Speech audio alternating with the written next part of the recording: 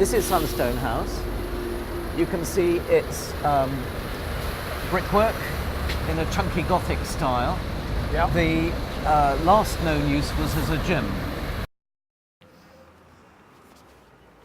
So David, here we are again, 9 months after we last updated on the building. I know, on the face of it, nothing much has happened. I mean, the building is still the same as it was. We've tidied up a few bits and pieces.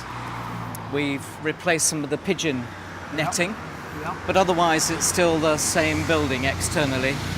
Is it the same building internally though? Oh, no, there's lots been happening. Mind the gap. David, where's the floor? Well, the steps have been taken out here because next week there's going to be a new slab put in, Yeah. which will be the base for the step lift.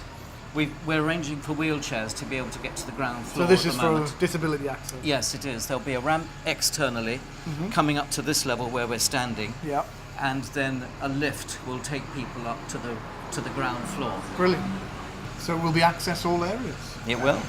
And so as soon as you come in, you get the box office in front of you, Yep. which is open in the evenings, obviously. We built this as one of the first things to be done because we needed to move the administration in. So the office occupied very early on with Jonathan and Ruth. And the bar, I know it needs some work doing to it to upgrade it, but basically the bar is here. The most important thing that we've been missing for however Absolutely. many years we've been on the road. Yep. What can I get you? I'd like a pint, please. So David, the members will be very interested in this area. There were old counter fittings here, very tatty collection of old cupboards, all been swept away. So the floor's been put down, ready for the bar fittings to go down. We've ordered the vinyl floor. And I think the members are really looking forward to having their first drink, don't you think? Absolutely. We'll get you that pint of wine eventually, David. Now here we've got the main studio, the main rehearsal room. It's a fantastic space. Yep. If you were doing a studio performance, Yep. a piece of new writing or a quiz night for the friends or something, you Yep. know, 40 or 50 people in here would be. So David, this room's been in constant use since we took over the building. It absolutely has. I mean, we always intended that this main rehearsal room would be available as soon as we could take occupation. And it's been invaluable. It's been exactly what we wanted, the main rehearsal room.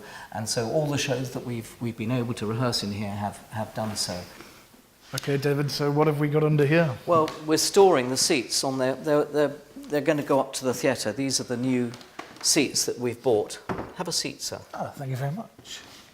Oh, very comfortable, very comfortable. Some will be fixed and some will be movable. The removable ones at the front, so if any of the directors want to have a theatre in the round, they can do that. Well, it's not the first time we've used a theatre which has got a swimming pool underneath it, is it? It's huge. I know, it's a great space, isn't it? It's incredible. I mean, what storage? Yeah. Well, storage mostly, but a rehearsal room as well. Yep.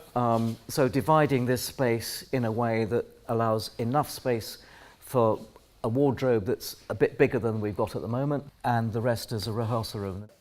I recognise this place, David. I believe we're standing in the deep end. Yeah, we're standing where the swimming pool was. Yep. It's been floored over to Yep. give storage under the floor, but it becomes the number 2 rehearsal rooms. Which- Number 2 of 3. Which has also been used for Oh, rehearsals. absolutely, it of is. late. I mean, there's building work going on still at the moment to fit some of the bench tops and so on, but it's certainly in use already. And at this end of the pool, there's a lot of space taken up by these cabins. Please tell me we're keeping the saunas. So we got rid of the saunas. Yes, I'm afraid we did, Martin, even for you. Gutted. We got rid of them because we needed the space. And this is wardrobe. It is. It's It is. astonishing. Yeah, they've done an amazing job. We managed to get the new rails put in before the clothes arrived.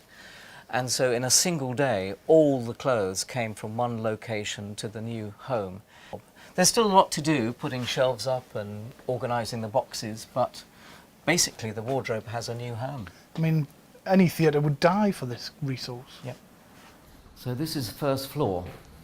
This is where the theatre will be, and it's very difficult to imagine at the moment because there are partitions built across it, there are columns, there's a mezzanine that's been built above. All that gets cleared away, and what we will have here is a completely open floor.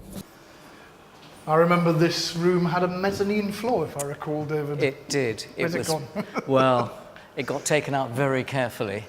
It was one of the big, chunky bits of work we had to do that happened in the first 3 months, and it was a lot of work. 4 big columns, a whole floor, and I knew that once that was gone, you would have this amazing space. So the fit out is well and truly on track. We've got the seating rostra already fitted now. The guys are doing the electrical cabling for the theatre lighting, the sound and all the cabling for the sound effects and lighting desk are scheduled to go in a couple of weeks' time. The seating rostra is awaiting the carpet and the seating. 2 back rows are going to be fixed. The front 2 rows are removable, so if a director wants to do something in the round, we can simply reverse the front 2 rows. It's got a good feel to it, hasn't it? Good open space. Good acoustics. It's fantastic. So David, what time does the show begin? Well, the show starts at 7:30. Looking forward to that. Absolutely. And my ice cream in the interval.